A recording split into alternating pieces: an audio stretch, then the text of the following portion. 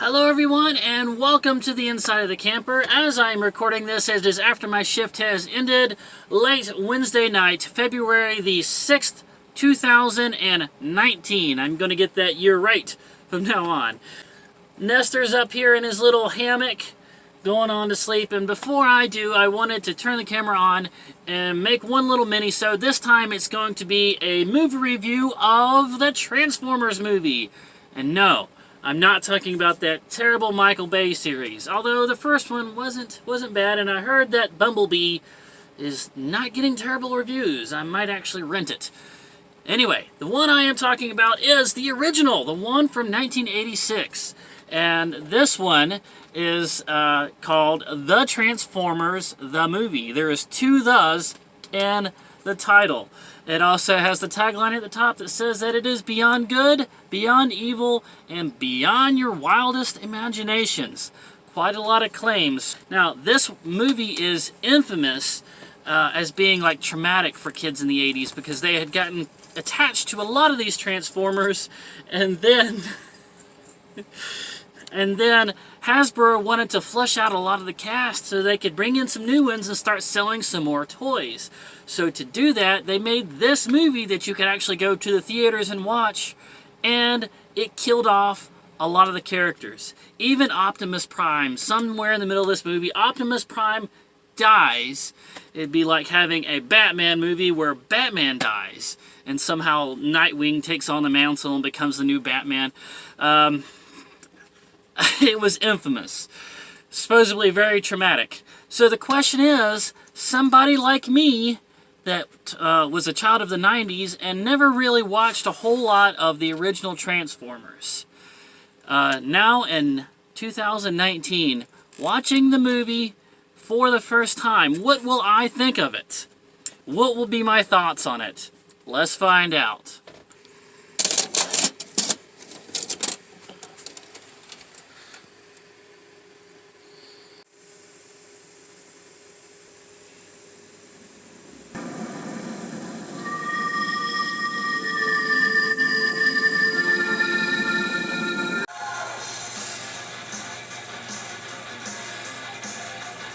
Wow. Phew. Okay, I'm gonna have to say beyond good, beyond evil, beyond my wildest imagination. That's accurate. In this case, that bold claim is very accurate. I can totally understand now why, 8, 9-year-old kids in the 80s would have seen that movie in the theaters and come out just going, "What just happened, Mommy?" Wow. Death was pretty much a theme in this movie. It was a Transformers dying to glam rock. Should have been the tagline at the top, because that's what happened a lot. Wow, there was more of a body count in this than a Rambo movie, than Lux. Lux, guys! Whew. It starts off, the very first thing that you see when it starts off is this happy little Transformers planet with little kids running around and, civilization and big skyscrapers and this huge population. And then out of nowhere, this Unicron giant planet-eating monster, it looks like a giant planet with a big mouth on it. And it just comes in and starts chewing up the planet, just unceremoniously, no hesitation. Just starts chewing up the planet. You see all these little peaceful Transformers trying to run, and then there's a few of them that say, "Get to the ships, it's our only hope." And you think, oh, there's going to be some survivors, and they get a little ways out, and then they get pulled back in. Just everybody dies. Welcome to the movie. We just saw an entire planet die. Yeah, Optimus Prime dying was kind of like the big event in the middle of the movie, but we saw Transformers getting shot with their chest exploding, and they're falling on the ground and not getting back up. Dropped out of ships, just dropped into huge tanks of sharks, even dropped into vats of acid. And not just dropped in and then cut away. Dropped in and you see them start to glow and their like skin getting eaten off and they're screaming as they dissolve into the acid. You know, for the kids. All this whining I've been seeing on YouTube where adults that were kids when they saw this movie talk about how much it was just a traumatic experience. I totally get it now. I'm 37. Be 38 at the end of the month. And there were times it was hard for me to watch this movie. Hasbro made a mistake, and they even admitted to it.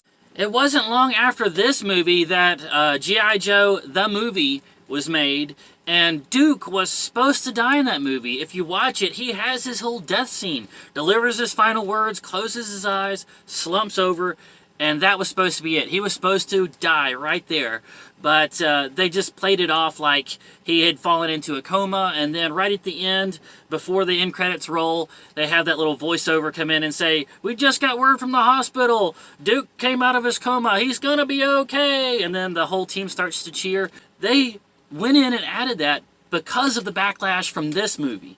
Because they kind of realized little kids don't like to see their heroes dying. It's kind of hard on them. You would have thought that would have been common sense, but the thing that sets an impression in my mind more than Optimus Prime dying was the villain arc and just the way this team of Decepticons treated each other. It was quite literally like Autobots are angels and the Decepticons were just demons. It was to that point. Just total disregard for each other's lives, even among their own ranks. After the Earth City has fallen, and Optimus Prime comes in, he brings in the reinforcements, and he comes riding in his truck form, and he's just hitting Decepticons off the road, just bam, bam, bam, and he finally gets up to Megatron, and he transforms back into his regular form, and he's just killing, and Megatron finally turns around, and everybody, his whole troop that was right behind him, is dead. He doesn't say anything like, "Oh, what happened to my men? What have you done?" He just goes, "Optimus." And Optimus is like, "One of us will fall." And so they have their big showdown, and they're both hurt at the end of it. And Optimus is pretty much dying. They take him away, and Megatron is laying there cracked, and he can't even get his legs under him. He's just he's beat up, but he's not dead. And Starscream, his right-hand man, walks up and says something like, "Ah, the mighty Megatron," and kicks him in the side. His leader just kicks him, bam, while he's down. But Soundwave, he goes ahead and scoops him up, and so they get on the Star Train, I think it's called, to get out of there, because Optimus showing up has turned the tide, so they're in retreat. So they go to leave, and they get into the atmosphere, but they can't get back to Cybertron, because I guess they don't have enough fuel, and so the Star Train asks them to lighten the load. So Starscream says, "Well, we need to lighten the load." And somebody says, "I say it's survival of the fittest." And Starscream's like, "Anybody else opposed to that?" And of course, all the wounded and cracked ones that had taken the biggest beating in the battle's like, "Nay, we don't want that." They're like, "Okay, the eyes have won," and they open the hatch, and they just take all the wounded robots and toss them into space. Goodbye. Thank you for your service. And Starscream has got Megatron in his arms like this, and Megatron even says, "I still function." And Starscream is like, "Not for long," and just tosses him on out. Get on there. Goodbye. Wow. Of course, he's floating through space. He's been the main villain for years. He's not going to die. Unicron picks him up and transforms him into, I can't remember his name, but a bigger, more powerful Megatron. We'll say that. And so he comes in to where Starscream is proclaiming himself the new leader after all the infighting. Because that's another thing they did. It was like, "I'm the new leader. No, I want to be the new leader." And they start, like, slamming each other, just like up against the walls. And so Megatron comes in, and Starscream is like, Megatron, is that you? And he says, I'll give you one hint. And he just transforms into a giant cannon and shoots him. Just one shot. The guy just disintegrates. And his new crown rolls down the stairs. And Megatron just steps on it. Anybody else want to challenge my leadership now? Wow. Demons, I'm telling you. Just infighting. Demons killing each other. And just the strife. You can tell why the Decepticons are really the villains. They did villains like that in the 80s. There was no humanism of them. They were evil, and that was it. They were pure evil. And that's what they were fighting. But they were also fighting the natives on the junk planet, and you know, those were cool. The fight with the natives on the junk planet, they played Weird Al. So we had a lot of 80s glam rock, and we had Weird Al. We had robots fighting each other and dying with real stakes, and the action was non-stop throughout. There was no sitting back, taking a breath, going, okay, what are we going to do? And now there was a few when they were like in the ships, and the Dinobots were like, tell us a story. And they had a few little beats here and there for you to catch your breath. But for the most part, it was just non-stop action and lasers and explosions. Wow. I kind of liked it. I'm